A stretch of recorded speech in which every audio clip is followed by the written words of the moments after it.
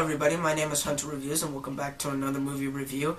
And today we will be kicking off my first major series on my channel. I've been waiting for this for a long time and this was delayed. Sorry, I was at a festival where I was watching a series of films, so I will be posting those up very soon though. But today we will be kicking off my first series on my channel, my classic rewind. I've been talking about this a lot. It's a project that I'm very excited about, and now I get to put it into full action and talk about one of my favorite movies of all time. This is a movie that was released in 1994, and it was written and directed by Quentin Tarantino, and it is called Pulp Fiction.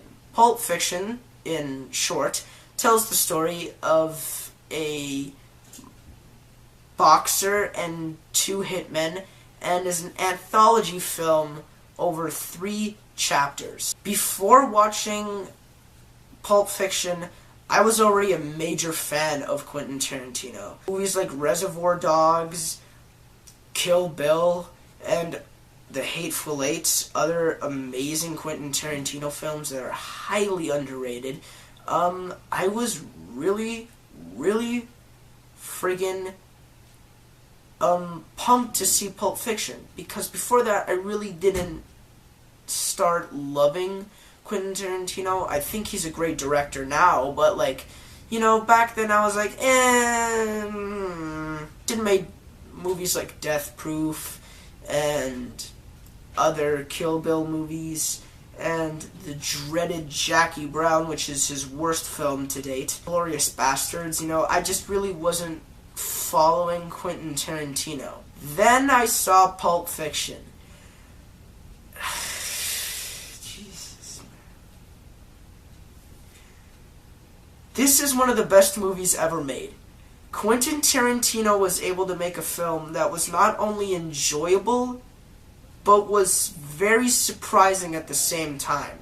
This is by far my favorite film of all time. Every time I rewatch this film, I find something new in it, I find something surprising in it, and I find something that really is unexpected, because this is a very famous movie.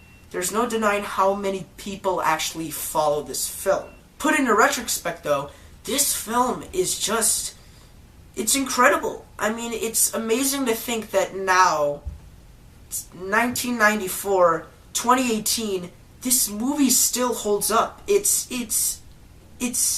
fantastic, really. This is gonna be more like, not so much of like, more of a review, but I'm gonna try and kind of make it like a review/analysis, and yeah, hopefully it works out in the end. Direction by Quentin Tarantino and the writing are equally iconic. The reason I say the direction is iconic is because each scene has a very hard, very knocking impact.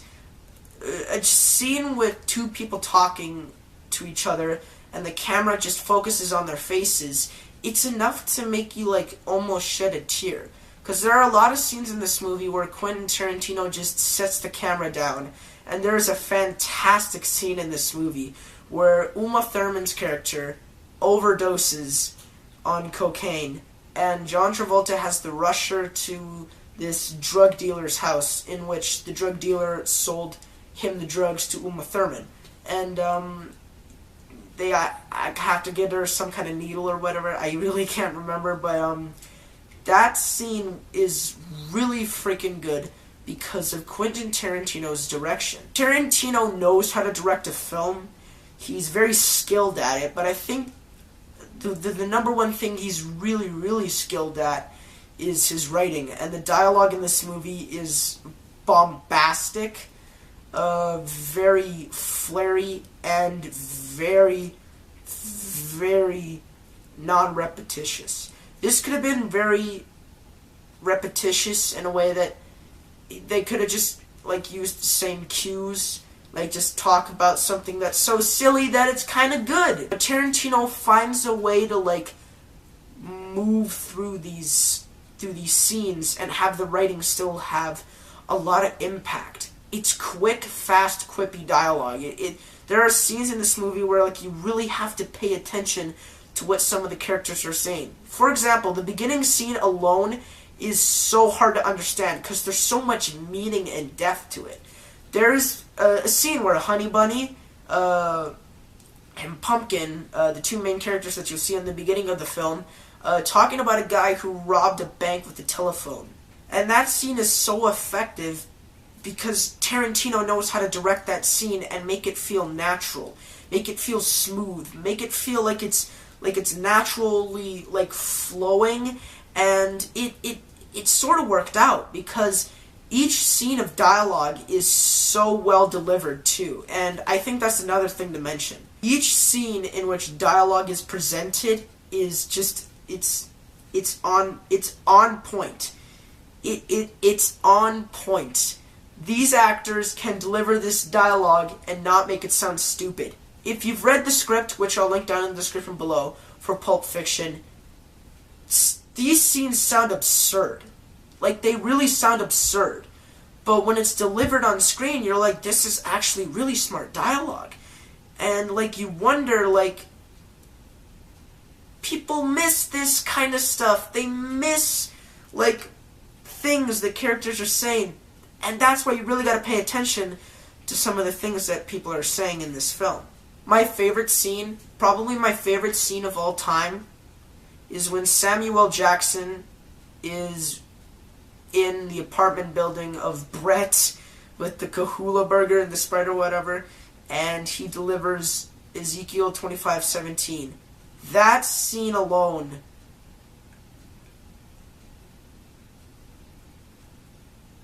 I just got goosebumps talking about that scene. Like, that scene is just, it's so iconic. The acting in this film is really great, and I loved every single performance. John Travolta is at his best. I mean, he is so friggin' great. He knows how to deliver this dialogue and not make it sound very stupid, and it's very well done. I mean the very very sly. I'm gonna say it's sly because John Travolta is very sly in this film. He's a cool looking dude. He's a cool dude. And he is so great in this film. It's his best performance by far. Samuel Jackson is great. He isn't spectacular, but that really isn't a negative. It's just something that I notice every time I watch this film, is that I notice that there's only a few times in which Sam Jackson gets to actually, like, shine in this film. And then I look back on other Tarantino films, like Django Unchained, where he's like, that's a really freaking cool character. And then you get Jules, who is still a cool character, don't get me wrong. But, like, it's just Sam Jackson. Like, Sam Jackson plays Sam Jackson. I get it. And he's pretty good at playing Sam Jackson. But in this film, he plays Jules. And he was pretty freaking great at it. But it isn't his best performance. But it's not. But it's a performance that you can never get bored by, and you can, like, still be entertained. And I can say that for Bruce Willis, who is also very good in this film. He's like, wow. He is great. I mean, every single performance is fantastic, and it's so great. The characters in this movie are very, very, very likable. They're likable characters, but they're so evil. I mean, they're likable. They're unlikably unlikable. They are likable in a way that you wouldn't expect, because every single time that these characters are being set up, they're like, these are awful people.